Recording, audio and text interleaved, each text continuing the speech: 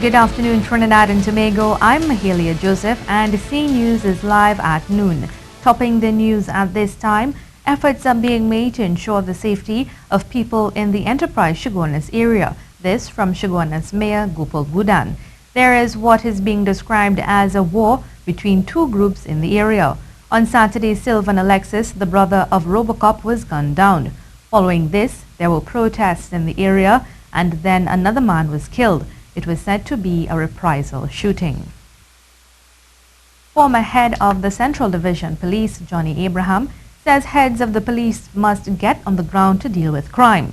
He says staying in an office and expecting work to be done is not an option. You can't depend on the commissioner to do everything. You have deputy commissioners, you have assistant commissioners, you have senior superintendent, you have an inspector crime, you have a sergeant crime in Chaguanas, a sergeant crime in Kunupe, a sergeant crime in Freeport, a sergeant crime in Cuba. So and them can't bring that under control, man. They have to get on the ground outside. They have to forget about office work and get on the ground outside, because you can't have no sort of work going on in the office. Once you're outside, you are for nobody in the station, because nobody will come to report no crime. As it relates to the ongoing gang violence in Enterprise Chaguanas, he said police officers are not doing what is required to quell the situation. Even when I was there, they started this thing with the ISIS and Muslim and all kind of thing. And I tell them, I said, I don't want that business. And how much killing it had under my time with it? It had less, because I had patrol along the clock. I didn't have no static patrol inside. Them people are doing static patrol inside Enterprise. They don't want no static patrol, man. They want robin patrol and road block. That's what they want. And just to let you know that according to the Parliament social media pages, at 1:30 p.m. tomorrow, the Senate debates a private motion raised by Senator Wayne Sturge on the unacceptable crime level in Trinidad and Tobago. Police in Kingstown, St. Vincent and the Grenadines have intensified their investigation into the disappearance of a Trinidadian boat captain whose body was found on Friday, 2 days after he went missing.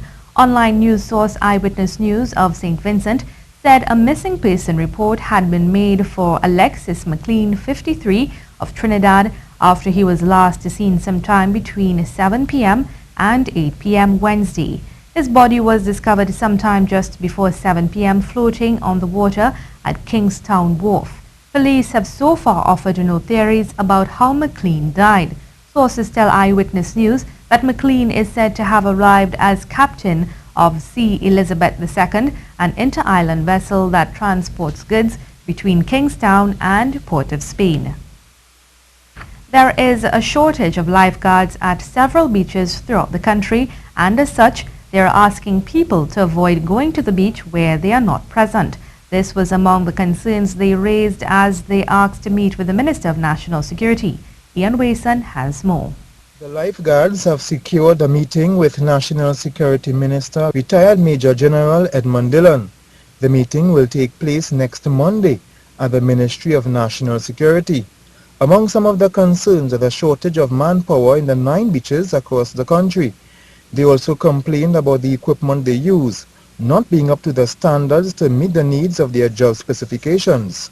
They say it would be ideal to man all the beaches across the country, but the current situation does not allow it. They called on the seagoers to avoid beaches without lifeguards, as they may be dangerous.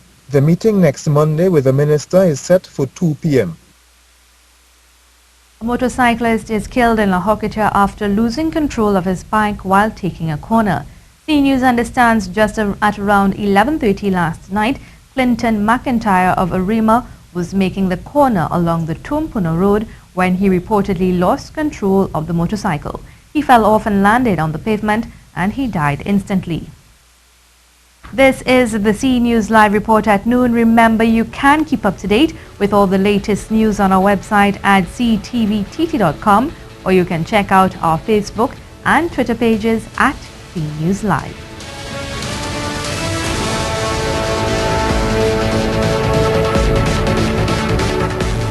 Another call is being made for the removal of a senior official at the St. Madeleine Secondary School. This morning, members of the Trinidad and Tobago Unified Teachers Association gathered outside the Ministry of Education's office in Port of Spain to express their dissatisfaction over what is taking place.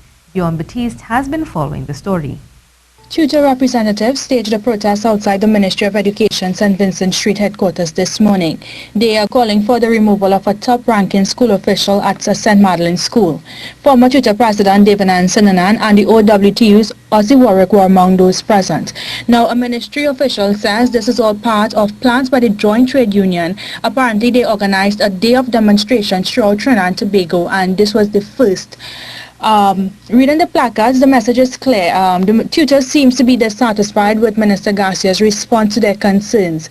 Some of the cards read, "Minister Garcia, act now. We want leadership, not dictatorship." One even said tutor is disappointed in Minister Garcia and gives him a grade F. Now, tutor is calling for an independent investigation into the affairs at the St. Madeline's School, as they say they cannot trust the Ministry of Education to act impartially. Minister in the Ministry of Education, Mr. Lovell Francis, was also present at this morning's demonstration.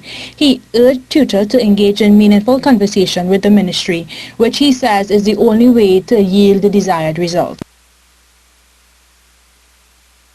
The government is being asked to do more in the city of San Fernando as business in the city is decreasing. The president of the business chamber, Daphne Bartlett, at a meeting of stakeholders, said business people are wavering in their purpose. Very concerned about the slowing of businesses in the whole country, but more so in the city of San Fernando. I can tell you today business was extremely slow, where many of the business owners are saying that, do we need to open on a Saturday? That does not augur well for any country when a business wants to close an additional day. She is urging government to examine the issues and to work to stop the sluggishness which is being manifested in such a crucial sector. We all know that business drives the economy, and if things are slowing to the point where you do not want to do business again, or you're losing business owners because they cannot ply their trade or business is so slow, I think the government need to sit down with the team, good economists, good advisors, good financial advisors and so on, and plan for the country. She also called on the Minister of National Security, the Prime Minister and other relevant parties to work harder on getting crime under control. Economist Valmiki Arjun says government should give detailed information on how it intends to spend money taken out of the Heritage and Stabilization Fund, while the Minister of Finance said 1.7 billion, which was recently withdrawn from the fund, would be used to pay for public sector investment program projects. No detailed information was given. How many jobs is it going to save? How many jobs is it going to create? What percentage of the revenues that you expect to earn are you going to contribute towards the national budget? Is it going to help us generate any sort of export capability? For example, if you're spending it on ICTs or the fisheries subsector, is it going to help us generate any sort of foreign exchange? He said giving such information will generate some confidence into the economy. We have to face the reality here. Given the current state of the economy, the current state of crime, and a variety of other issues, confidence in the economy is virtually shattered. Yeah. All right? And you could have the best economic policies out there. It simply will not work if there is no investor confidence, if there's no confidence in among the citizens, among the population of the country, if there's no confidence among the business community. Meanwhile, economist Dr. Roger Hussain says measures are needed to put the economy on a path of growth. The economy is in need of change, and we need to find measures to help bring about this change. One of the suggestions is to devalue the currency some more, but there are also other interventions on the table. For example, the Minister of Finance has proposed to introduce the property tax very shortly, and this is a measure I think that we should support. He notes that government will need to ponder other ways to increase revenues, and whether they consider increasing VAT or income tax, he says will require deep consideration.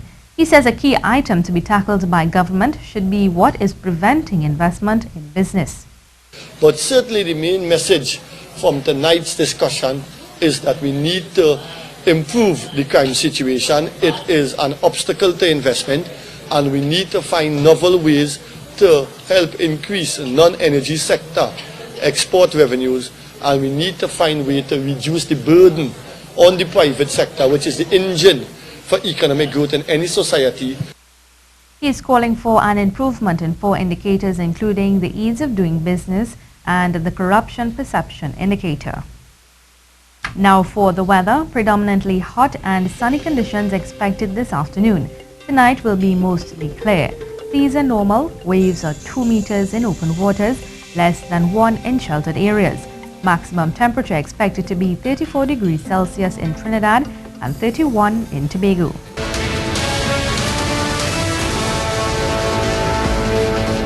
Trinidad and Tobago has not yet lost the war on crime. The view of Director of the Center for Human Development, Hanif Benjamin.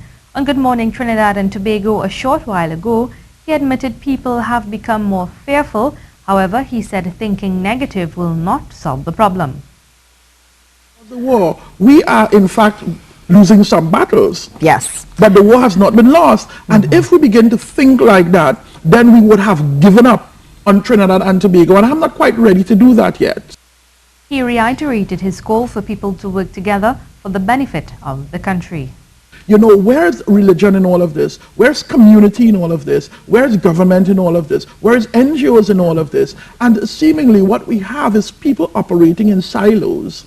And I always speak about the silos because that is not helping Trinidad and Tobago either. And I keep saying that we need to build the bridges where we come together as communities, as more than one entity, so that we can look at issues as a group as opposed to an individual. The Agri-Tech Expo hosted by the University of the West Indies came to an end on Sunday.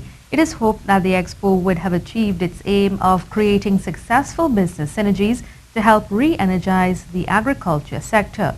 Sherilyn Lewis visited the Expo at UAE on the last day and brought back this report. The University of the West Indies is working assiduously towards re-energizing the agricultural sector after hosting a 3-day expo where agricultural institutions and agro-entrepreneurs came together to educate and potentially encourage the populace to show greater interest in the sector. The Dean of the Faculty of Food and Agriculture at UAE said this is the kind of promotion the sector needs. Well, this Agri-Tech Expo is really our effort to promote agriculture nationally. You know, agriculture kind of stagnated, so we decided we'd do something huge, large. We haven't had one like this in the nation for a long time, so we thought we would just put out and have an agricultural exhibition so that everybody could see. The expo, which began on Friday, was aimed at educating the public on the agriculture sector as well as creating business linkages among the agro-entrepreneurs.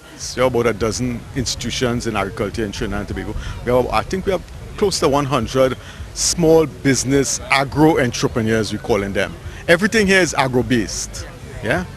And they're all here advertising their products, selling them, just educating the public. It's both educational and it's business for them too. But Dr. Gampert hopes that following the expo, whatever linkages that are created can be commercialized. We at the faculty, we just bring in the agro-entrepreneurs and the investors who are here and the businessmen into one place. Let them make their linkages, right, to establish their products. You see all these people here, they're at a scale where they just want somebody to invest in them and take them to a higher level of commercialization. We're just creating a space for them. Sherilyn Lewis, C News. A first for the Astra Girls College and Muslim girls in TNT, as they are now bona fide members of the Trinidad and Tobago Cadet Force. Over 30 young ladies of Astra Girls College showed off all that they learned during the weeks of training at the passing out parade of the first all-female Islamic unit in TNT. Sherilyn Lewis has more. The first passing out parade for female cadets of Astra Girls College in Chaguanas was held on Saturday evening, where 36 students from the college demonstrated their routines and had an opportunity to create history as the first female Islamic college to produce cadets. This is of course following in the footsteps of Pakistan and Bangladesh, who are Muslim countries, and they have female cadets. Vice Principal of the school noted the proud moment for the college. Today, what you all are witnessing out there is actually the first passing out parade for Astra Girls College, Charlieville. So today is actually history in the making because we are the first all-girl Muslim school in Trinidad and Tobago to introduce cadets as a extracurricular activity in school. This cadet unit, Mrs. Ali Mohammed said, will encourage leadership skills amongst the young girls. what we would like the girls to achieve is we would like them to develop their leadership skills, discipline, tolerance, and all of these things that we try to instill in our girls here at Astra Girls College, Charlieville. This young cadet, Private Narayan Singh, said her dream is to break the stigma that Muslim women can't do certain things, one of them being in the military forces. I am very proud of myself for being one of the first set of girls here, and I'm very excited. Because one of my dreams as a child when I grew up is to change the face of Muslim women out there because we are judged wrongly. A lot of people think that Muslim women live under a lot of restrictions, because we wear hijab and we have to wear a lot of baggy clothes, and that is not true. Muslim women have a lot of rights and we are allowed to do things. Sherilyn Lewis, C News. We have sport up next, and we hear from the head coach of the Soca Warriors ahead of tomorrow's World Cup qualifier.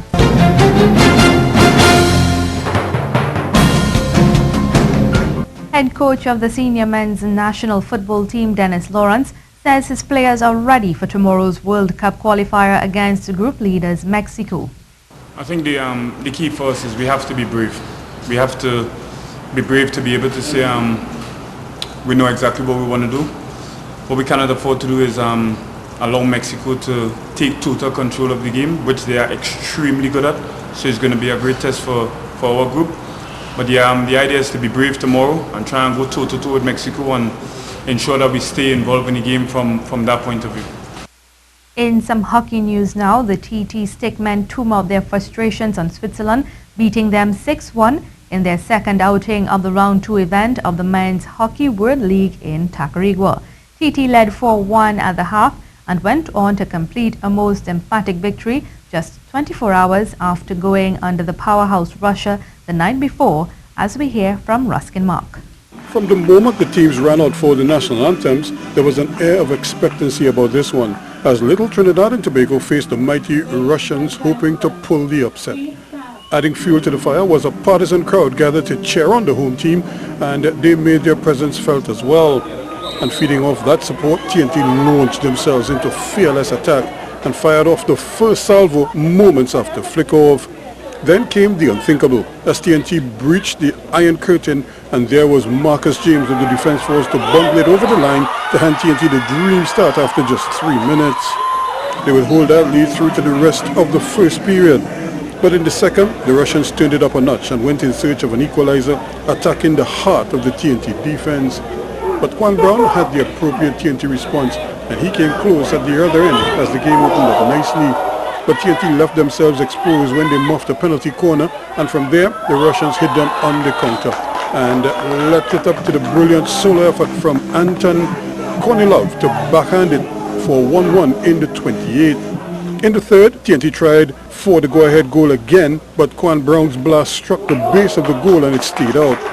But the Russians would respond with a penalty corner of their own, and this time they made TNT pay as Denis Sipachev hits pay dirt for 2-1 in the 37th.